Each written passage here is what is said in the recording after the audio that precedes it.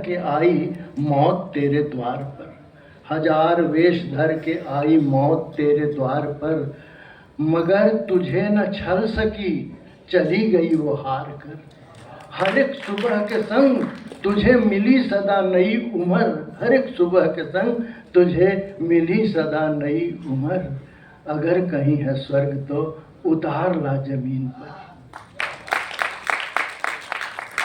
सुबह और शाम के रंगे गगन को चूम चूम कर, सुबह और शाम ही आप देखेंगे आकाश एक रंग से रंग जाता और उसमें अरुणिमा होती है और अद्भुत प्रकाश होता है उस समय। सुबह और शाम के रंगे गगन को चूम चूम कर, तो सुन जमीन गा रही है कब से झूम झूम कर, तू आ मेरा सिंगार कर, तू आ मुझे हसीन कर, अगर कहीं है स्वर्ग तो उतार ला जमीन पर। मैं समझता हूँ कि साहित्य लेखन, चित्रकारिता, सृजनात्मकता, कलात्मकता, नाट्य कला, जितनी भी विधाएं हैं, ये धरती को सुंदर बनाने का उपक्रम है। और उसी सिलसिले में मैं अनीता जी की इस पुस्तक को देखता हूँ कि नया सवेरा भी इस धरती को सुंदर बनाने के लिए आई है, नए सवेरे का साथ। ये सही है कि कहानी आसान नहीं होता, क्योंकि आगे कहा करते थे हर जिंदगी जब बीत जाती है तब शेष रहती है एक कहानी। और किसी ने यह भी कहा कि सामान्यतः एक व्यक्ति एक जीवन जीता है, पर जो व्यक्ति कहानियाँ पढ़ता है या कहानी लिखता है वो एक साथ कई जीवन जी लेता है। तो ये नया सवेरा एक दर्जन कहानियों का एक गुलदस्ता है और इसके हर फूल की का अपना रूप है, अपनी खुशबू है, अपना सुवास है। ये ज़रूर है कि ये प्रथम प्रयास है, इसलिए इसकी ज़्यादातर कहानियाँ बहुत उसी तरह की हैं जैसे डॉक्टर हरिओम जी ने कहा कि जैसे अनीता जी का सरल व्यक्तित्व है, वैसे इस मधुर, जैसे एक कहानी भगीरथ की गंगा है। अब गंगा चित्रकर्त्री है, चित्र बनाती है, एक मैगजीन के लिए काम करती है। एक दिन उसे दिया जाता है चित्रांकन करने उस रचना पर जिसको भगीरथ ने भेजा है। उसके हैंडराइटिंग को वो पहचानती है गंगा, इसलिए कि भगीरथ उसका सहपाठी रहा है।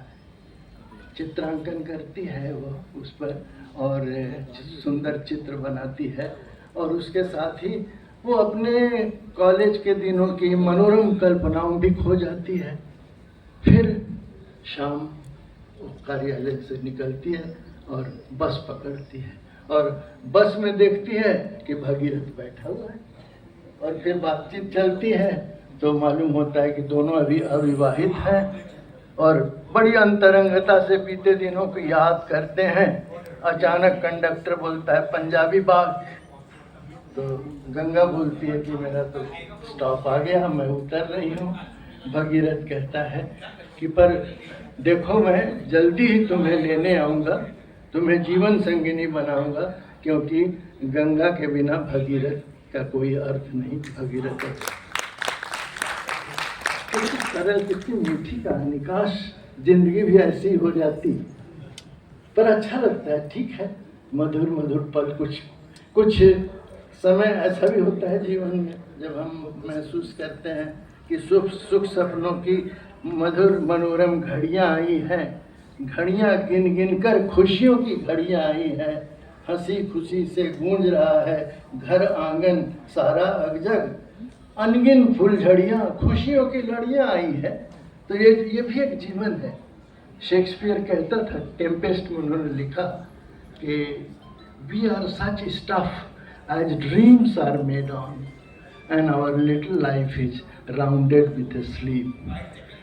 हम वो वस्तु हैं, वो तत्व हैं जिनसे सपनों की बुनावट होती है और हमारा जीवन एक निंद्रा के घेरे में है। एक अच्छी कल्पना है, मधुर कल्पना है जीवन की। चलो, जो जीवन में नहीं है कम से कम कल्पना लोक में जाकर साहित्य में पा लेते हैं। तो ज़्यादातर कहानियाँ मधुर है, पर एक आध कहानी ऐसी है जो चौंकाती है और सोचने को मजबूर करती है और बताती है कि भी अनीता सहगल जी की कथा लेखिका के रूप में संभावनाएं अशेष हैं, संभावनाएं महान हैं।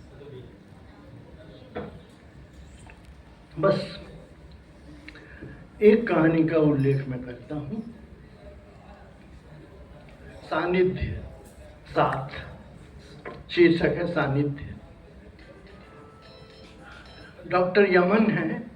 एक बरसात की रात की आप कल्पना करें, रह रह करके बिजली चमक रही है, बादलों की गड़गड़ाहट, और डॉक्टर यमन अपने रसोई घर में दूध गर्म कर रहे हैं, खिड़की से बाहर देख रहे हैं, रह रह कर बिजली चमकती है।